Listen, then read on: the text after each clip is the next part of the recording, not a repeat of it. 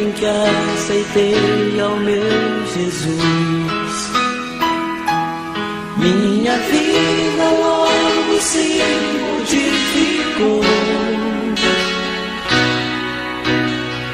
Encontrei a paz, encontrei o amor. Glória a Deus. Neste momento, vamos preparar o nosso coração para ouvirmos a palavra do Senhor. O Senhor quer falar conosco, louvamos ao Senhor, ainda celebraremos a Santa Ceia do Senhor, mas antes nós vamos ouvir a voz de Deus. Amém? Convido o irmão Ezequiel a estar vindo aqui à frente. Ele vai estar trazendo a palavra do Senhor. Acalma o seu coração, tranquilize e ouça aquilo que o Senhor tem para te dizer nesta noite.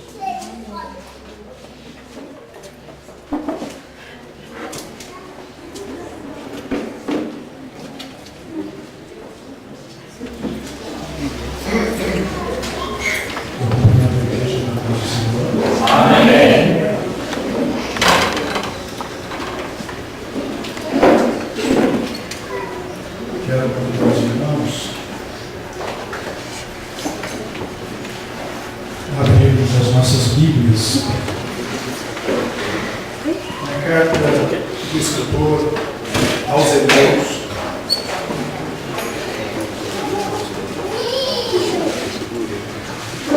Hebreus que vem depois de Filemão e antes de Tiago.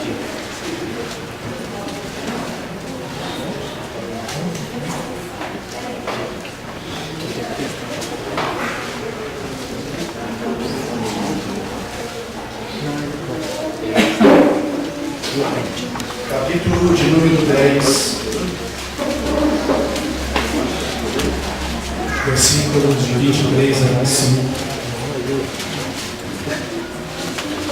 Hebreus, capítulo 10, versículos de 23 a 25. Você vai virar mais 2 páginas e você vai depois ao capítulo 13, versículo 11, versículos 7 e 17. Quantos acharam? Digam amém. Diz assim a palavra de Deus: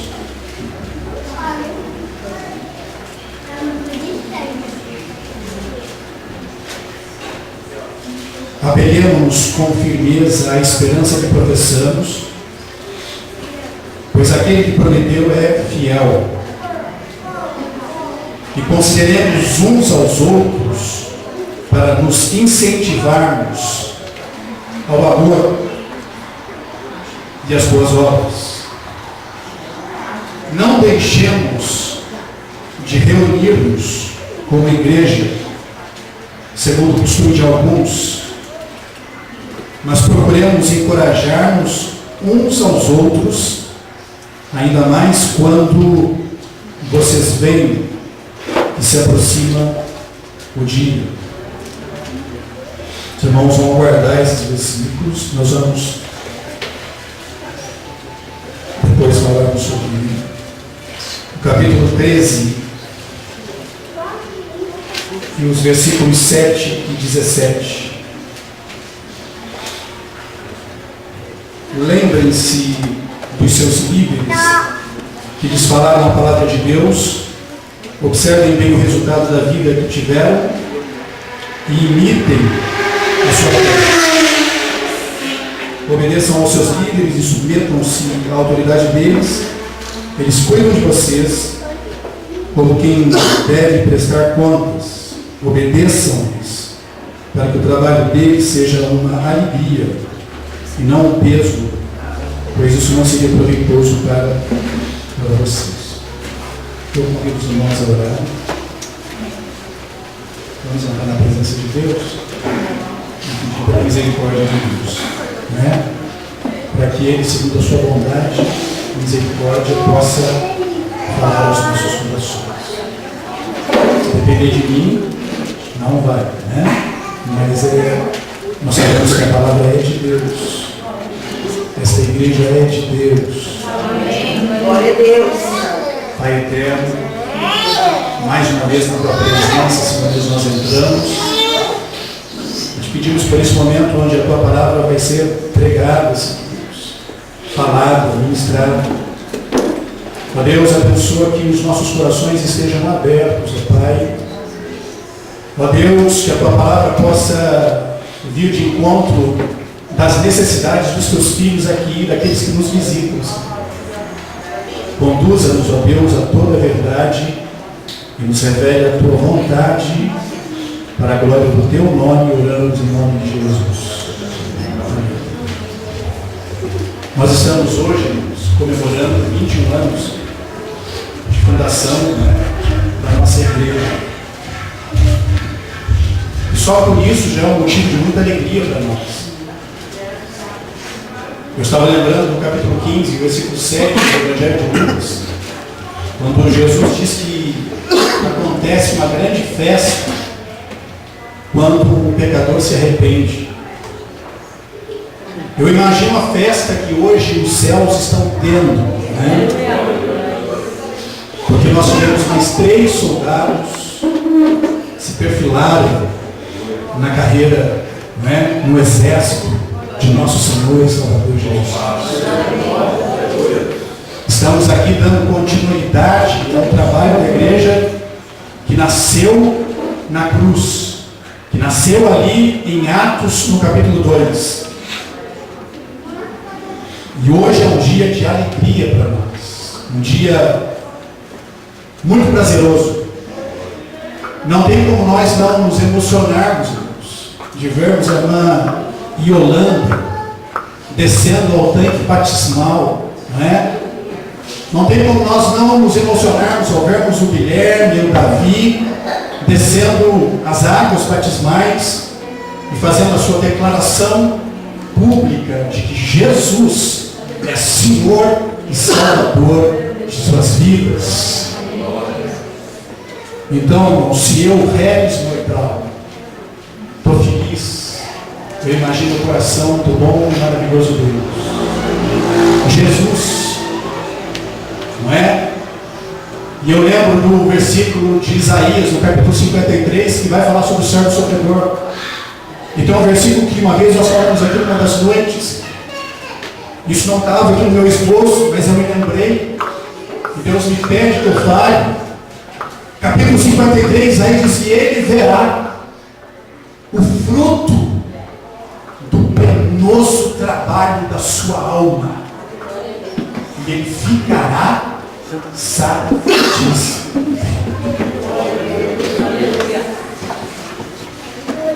Você, enquanto igreja, o pastor, o nosso pastor, e nós, enquanto igreja, não sei se você já pensou assim, mas nós estamos gerando uma satisfação na adoração de Deus. Quantas pessoas nessa noite estão entristecendo a Deus, vivendo vidas completamente distantes de Deus, vivendo vidas dissociadas da vontade de Deus? Mas nós estamos aqui hoje apresentando 3 novos soldados para o exército de nosso Senhor e Salvador Jesus Cristo.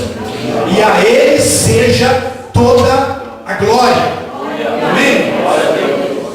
Então hoje, no aniversário da igreja, da primeira igreja batista renovada em Taubaté, quando o pastor me pediu para que eu falasse essa noite, até para dar uma folga para ele, assim, pastor batizando, vai celebrar a ceia, e aí como o Marquinho diz, de repente sobra para a gente. Mas Deus vai nos dando graça, né? Então o assunto, irmãos, não poderia ser outro. Quando nós esta noite lemos a carta aos Hebreus, que uns acreditam que seja o apóstolo Paulo que tem escrito, e que embora isso não esteja claro, não seja revelado, nós vemos um estilo de escrever que parece que foi Paulo quem escreveu. Mas a propósito da data que comemoramos hoje, eu gostaria de falar com vocês sobre igreja. E falar de igreja como cristão é como falar a qualquer pessoa sobre família. Não existe pessoa sem família, regra geral, né? Nós sabemos que existem, e existe para tudo nessa vida, as exceções. Mas, regra geral, você não tem uma pessoa dissociada de uma família. Assim como não existe cristão sem igreja.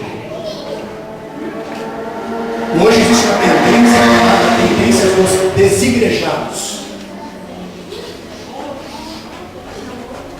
Aqueles que acham que não precisam estar junto. Mas isso não é Bíblia. Isso não é Bíblia. Você vai ver aqui, pelo que o escritor aos Hebreus vai ver. Você pode até discutir a qualidade das relações familiares. Você pode discutir. Mas você não pode negar o fato de que toda pessoa está vinculada a uma família.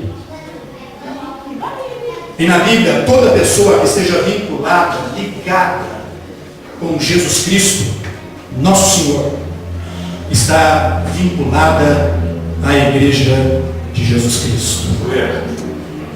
Se você ler no capítulo 12, e nos versículos 12 e 13 de 1 aos Coríntios, você vai encontrar lá a afirmação de Paulo, dizendo que todos nós estamos em Cristo Jesus.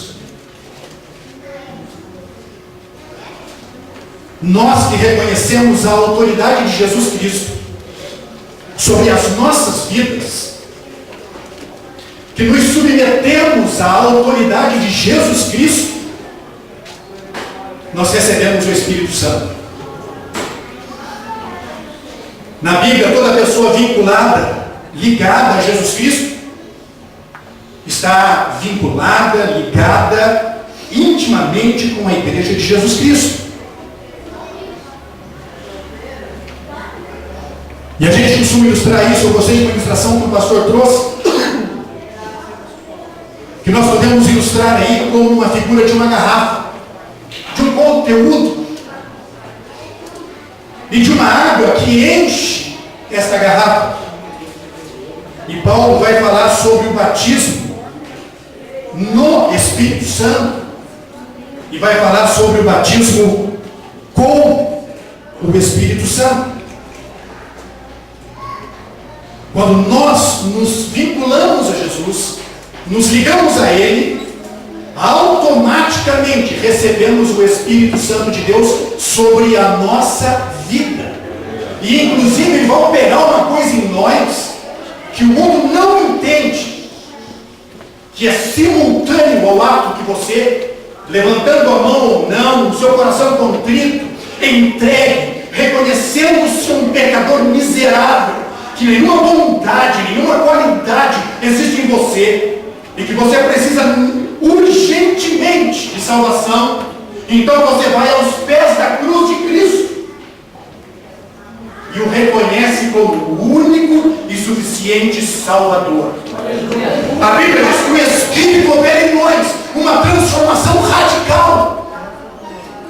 E a Bíblia e a doutrina cristã vai chamar isso de regeneração. É uma vida nova. E quando isso acontece, o Espírito de Deus vem morar em nós, vem estar em nós, vem nos dirigir, vem nos conduzir, vem nos orientar. E a Bíblia, em Paulo vai falar sobre o batismo com o Espírito Santo e o batismo no Espírito Santo. E o pastor ilustra isso como se nós fôssemos uma garrafa. Imagine uma garrafa, abstraia, Paulo. Eu estou imaginando as garrafas em cima da cabeça de vocês. Uma garrafa vazia. E ela é cheia, completamente, até o gargalo, até a boca dessa água. Essa garrafa é você, e essa água é o Espírito Santo. Não vai existir espaço para minhas vontades, para as minhas rebeldias, para as minhas heresias. Não é? Agora imagine essa garrafa. Você já imaginou essa garrafa? Você imaginou ela vazia, agora você já imaginou ela cheia, agora você vai imaginar uma piscina. Imaginou? Abstraíram? Já estão com a garrafa cheia, ao lado da piscina. Você vai mergulhar essa garrafa dentro dessa piscina. E essa água, ao mesmo tempo que ela é também o Espírito Santo, acontece também a imersão no corpo de Cristo, que é a igreja. Somos cheios do Espírito Santo. E a nossa vida, ao mesmo tempo, ela é imersa na vida do Espírito Santo. Somos controlados por Ele, dirigidos por Ele. É por isso que Paulo fala assim: não mais vivo eu, mas Cristo vive em mim. E a vida que agora vivo-a no Filho de Deus, que morreu e se entregou por mim. E com isso nós temos o batismo no Espírito Santo. Mas o apóstolo Paulo ele vai dizer que quando isso acontece, o batismo com e o batismo no Espírito Santo, automaticamente nós formamos um corpo, que é o corpo vivo de Cristo, que é o corpo místico de Cristo. E não místico aí como misticismo do espiritismo, mas místico como algo espiritual, em contraponto às coisas materiais. Quando você chega ao pé da cruz, o Espírito vem sobre você, você é imerso no Espírito Santo, e ao mesmo tempo você é imerso no corpo de Cristo, que é o quê? A igreja de Jesus Cristo. O que os teólogos vão chamar de igreja universal. A igreja que reúne todos aqueles que pertencem a Deus em todos os tempos e em todos os lugares. E nesse sentido o apóstolo Paulo está no corpo, Pedro está no corpo, João está no corpo, Tiago está no corpo, Calvino está no corpo, Lutero está no corpo, você está no corpo, eu estou no corpo, nós estamos no corpo. Você se sente no corpo de Cristo? Mas além de sentirmos, nós temos que, em conhecendo a palavra de Deus, termos essa certeza inabalável dentro dos nossos corações, que nós estamos no corpo de Cristo. Se nós nos mantivermos firmes, fiéis a Ele, nem o diabo vai nos tirar daqui da igreja. Não dessa igreja tempo, mas da igreja que é o corpo de Jesus Cristo. Contudo, irmãos, há uma particularidade muito interessante nessa palavra igreja. A palavra igreja, os irmãos sabem, são todos estudiosos. A palavra igreja vem do grego eclesia ou eclésia, que significa assembleia. E aí os assembleanos foram muito felizes no nome das suas igrejas, muito embora ele tenha gerado uma redundância, né? Seria igreja de Deus, né? Mas é uma igreja abençoada. Eu mesmo já fui membro de uma igreja local da Assembleia de Deus. Mas a palavra eclesia, ela vem do grego, significa assembleia. Era a assembleia dos cidadãos gregos que se reuniam num lugar público para discutir assuntos da cidade, ou, no grego, polis. Quando os gregos se reuniam, formavam a eclesia, a assembleia.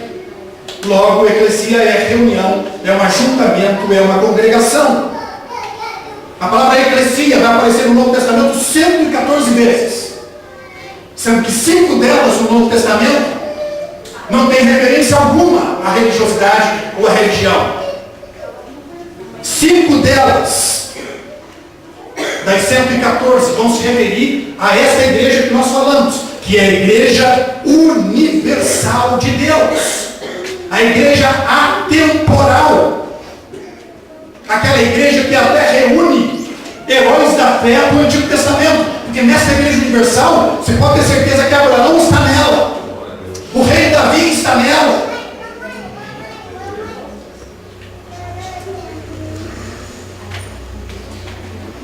É essa comunidade que reúne pessoas de todas as raças, tribos, línguas e nações. A exemplo de quando Jesus fala com Pedro lá no capítulo 16 de Mateus, a palavra que Jesus usou lá era eclesia. Quando Jesus pergunta para Pedro o que eles dizem, o que dizem os homens ser o filho do homem? O que Pedro diz? Que uns diziam que ele era Elias, né? E outros, mas você, Pedro? E o que Pedro disse? Tu és o Cristo, o Filho do Deus vivo. E aí Jesus vai falar, e sobre esta pedra eu edificarei a minha igreja. E muita gente entende que é sobre Pedro que ele vai edificar a igreja. Não foi sobre Pedro, que os católicos entendem e consideram como sendo o primeiro papa. Mas a rocha sobre a qual a igreja seria edificada era o próprio Jesus, era aquela declaração de Pedro. Tu és o Cristo, tu és o Messias. E aí Jesus fala sobre essa pedra, Pedro. Tanto é que quem conhece o grego, eu não conheço, só ouvi de ler. Quem já viu pode dizer se existe realmente essa distinção. Quando ele chama Pedro, ele fala pedra, mas em pequena proporção. Mas quando ele diz sobre esta pedra, ele fala uma grande rocha, que é a rocha sobre a qual está edificada, firmada a igreja. E a Bíblia diz que as portas do inferno não prevalecerão contra ela. É uma igreja vencedora. Então aí no capítulo 16 de Mateus é a igreja de Jesus Cristo. O que Jesus queria dizer é o seguinte: se os gregos têm a sua eclesia, eu também tenho a minha eclesia. Eu tenho a minha assembleia, eu tenho a minha reunião de homens e mulheres. Mas quando Jesus ele vai falar sobre o pecado de um irmão contra outro irmão, lá no livro de Coríntios, e que ele fala, se alguém, né, no Coríntios, foi Jesus quem disse, na verdade, sobre o pecado do irmão contra outro irmão. O que ele disse e orientou? Que você deveria ir até o seu irmão. Diferente de muita gente que expõe em ridículo, muitas vezes, o seu irmão quando esse incorre em pecado. Se esquecendo que João disse que se nós dissermos que não pecamos, mentimos. E além de mentirmos, nós fazemos Deus mentiroso. Então nós não estamos isentos de pecado. Mas Jesus disse, se o teu irmão pecar contra você, você vai a ele. Se não resolver, você leva 1, 2 testemunhas. E se não conseguisse, você levaria à igreja. Aquela igreja, irmãos, não é a igreja universal. Aquela igreja é a igreja sobre a qual eu gostaria de tecer considerações com os irmãos esta noite. Que é a igreja comunidade, uma comunidade específica. Até porque não teríamos como levar o assunto de 2 irmãos para a igreja universal. Imaginem só. Hoje, nós dentro da internet, a gente poderia ter uma videoconferência, né? Uma conferência entre a igreja aqui, na Argentina, nos Estados Unidos, no Japão, outros lugares da Ásia, mas não, ele está se referindo a uma igreja local. Então aí nós vemos que 95 vezes dessas 114, a Bíblia se refere à igreja como uma comunidade. A exemplo da igreja que estava na casa de Áquila e Priscila, a igreja que estava na casa de Filemon, a igreja que estava na casa de Maria, mãe de João Marcos, a igreja que estava em Efésios, a igreja que estava em Filemon e em Filipos, a igreja que estava em Corinto. 95 vezes a palavra igreja, ela está no sentido de comunidade. Logo, mais das vezes, a palavra igreja significa comunidade de cristãos. E o mais importante, não que o corpo místico de Cristo não seja importante, mas o mais importante a considerar aqui hoje, e que eu gostaria de conversar, e tem que ser breve porque o tempo já está voando, é a igreja enquanto comunidade. A igreja enquanto comunidade, que é a igreja local, como eu acabei de dizer, que é a nossa igreja. ela é local, ela é histórica, ela tem expressão social, assim como tinha a igreja no Novo Testamento. Nós temos aqui a igreja que se reúne no Jardim América, a primeira igreja batista renovada de Taubaté. Eu não lembro, que região que é essa nossa Taubaté aqui? É norte, sul, alguém sabe? Ninguém sabe. Mas numa das regiões da cidade nós temos uma igreja. E temos uma só? Não temos. Nós temos duas Assembleias de Deus aqui, na avenida principal, Avenida São Pedro, é isso mesmo? Na avenida, né? É a igreja local. E são várias, como eu acabei de dizer. Então uma coisa é o corpo místico, vivo, universal e atemporal de Cristo, e outra é a comunidade local. E a gente podia até comentar sobre a igreja e a instituição religiosa, que é também uma ferramenta usada pela igreja local, que é a igreja pessoa jurídica, não é? A igreja batista, a primeira igreja batista renovada de Taubaté, que tem CNPJ, que tem diretoria, que tem estatuto. Mas o mais importante, né, que representa a igreja socialmente diante do governo municipal, estadual e federal. Mas o mais importante mesmo é a comunidade. É esta igreja na qual nós estamos reunidos nesta noite. Deus cuida da igreja universal? Deus cuida da igreja universal. Quem é responsável pela igreja local, além do pastor? Porque muita gente acha que o único responsável pela igreja é o pastor César. Mas nós temos uma responsabilidade solidária e simultânea por esta igreja. Eu vou falar um negócio, talvez esteja fora de ordem aqui. Você é responsável pela assistência dos cultos na quarta-feira. Você é responsável pela assistência do nosso culto de escola bíblica dominical.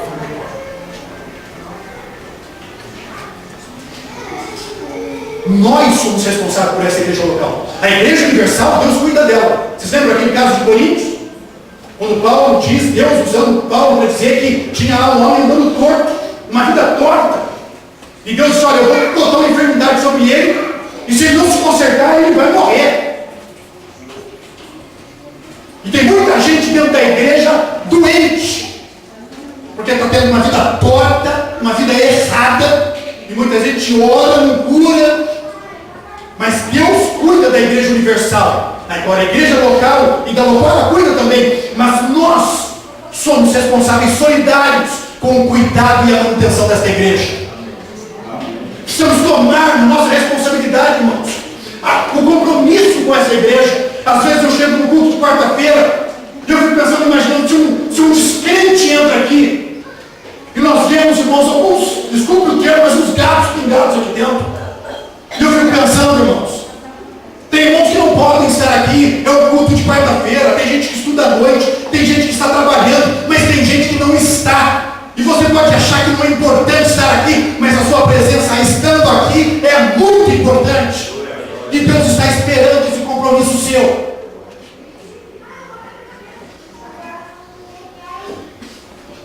E o exemplo disso, nós vemos também de Ananias e Safira. Lembram deles? Pediram para a igreja, Deus mandou um anjo e... Mas a igreja local, irmãos, é nossa. Para dar um exemplo disso, você lembra outro exemplo de Paulo? Quando ele fala sobre um outro irmão que estava andando desordenadamente. E com esse quem tinha que tratar era a igreja local. Olha, vocês se afastem dele. Nem sequer almocem ou jantem ou tomem café da tarde com ele. Porque ele anda desordenadamente. Ele não está vivendo o que a Bíblia prega. Não está vivenciando o que o Evangelho ensina. Essa é uma providência que a igreja pode tomar. E infelizmente, às vezes, o pastor tem que tomar a dura resolução e decisão de disciplinar e de afastar. Mas nós temos compromisso com a igreja, irmãos.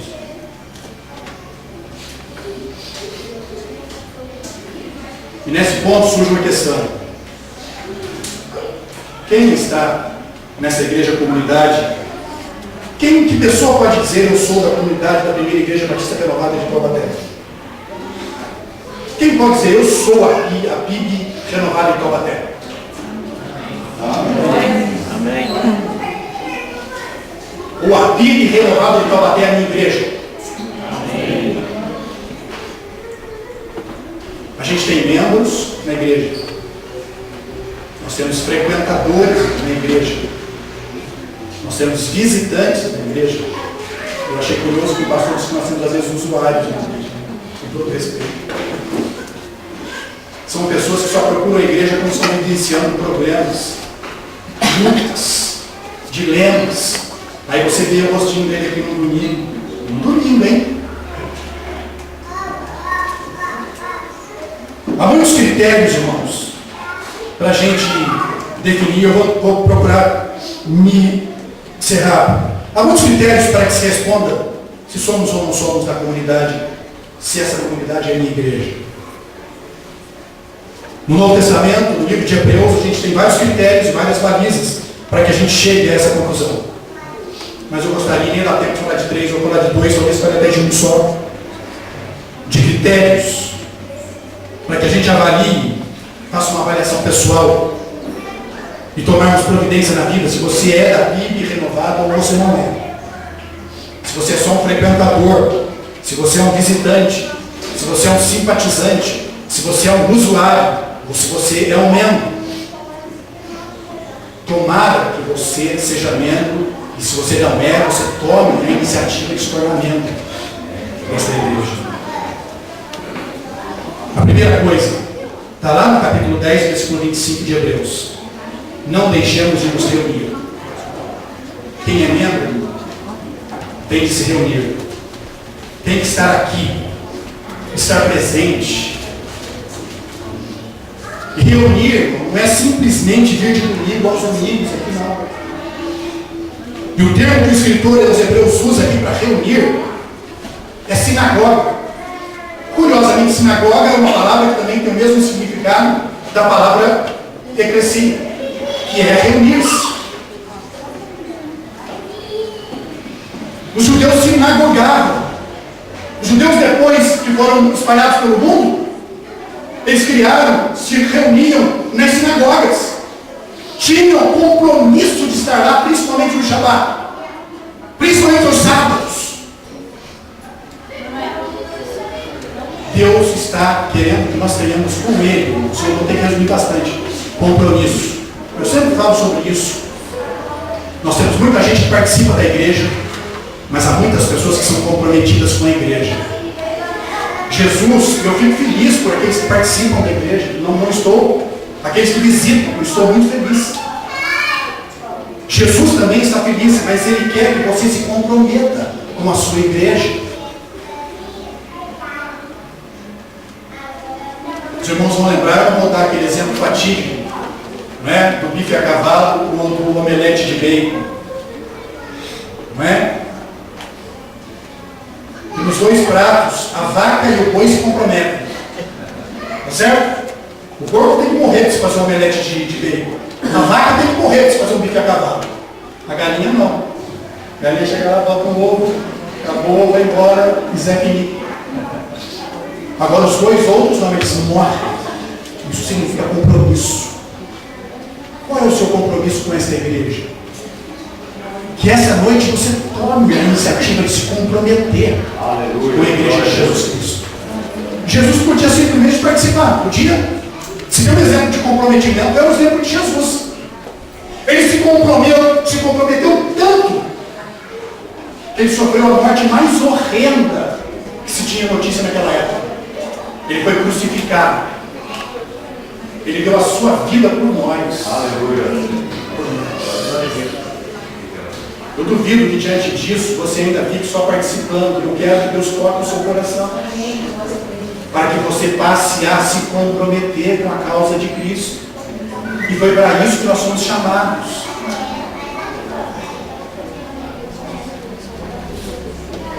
Atos vai dizer que os cristãos estavam juntos e se reuniam.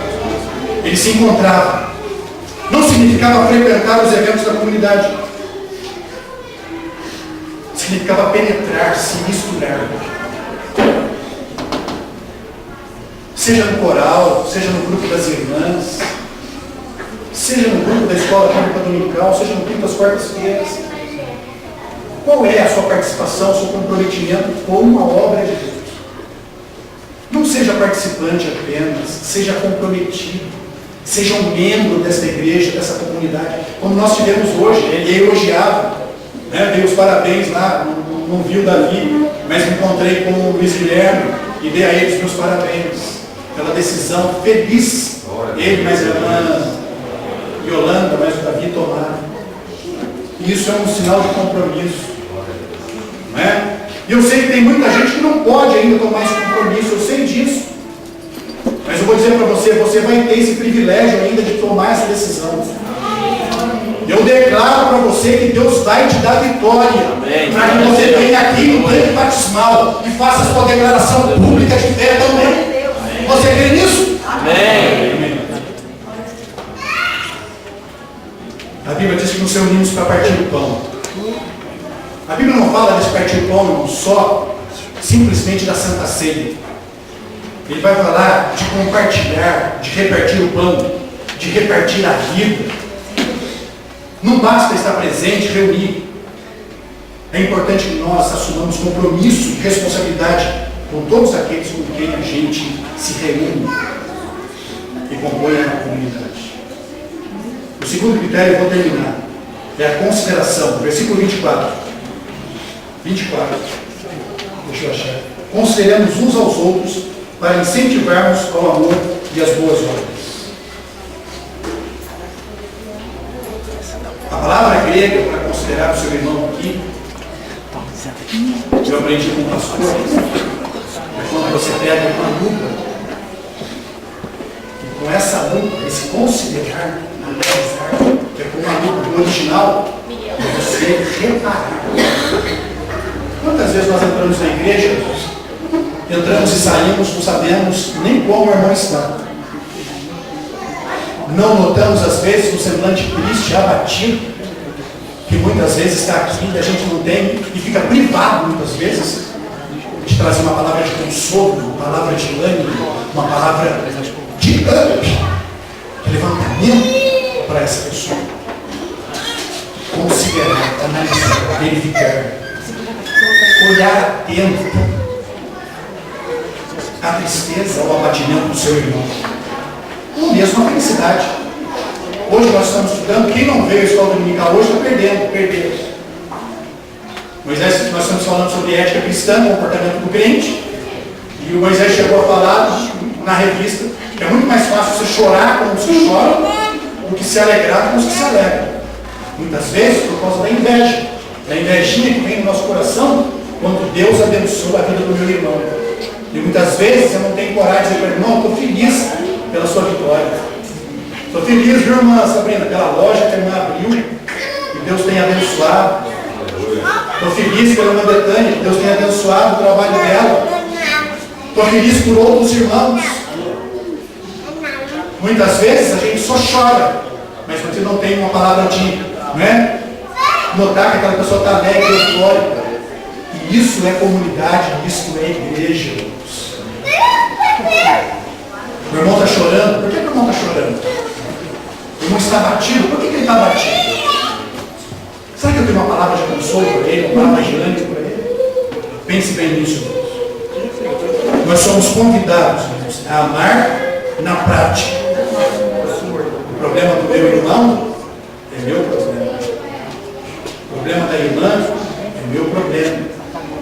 E assim que nós, enquanto membros do corpo de Cristo, devemos considerar. Amém? Amém? E é isso. Os dois critérios. Eu espero que Deus, pela sua infinita misericórdia, o meu coração inflamou quando nós escrevemos. E eu quero crer que Ele tenha falado ao seu coração. Olhe para essa igreja, venha unir-se a essa igreja. Ela está de braços abertos para você. Venha para somar, venha para ajudar, venha para nos abençoar como nós somos abençoados outros. Amém, irmãos? Amém. Em nome de Jesus.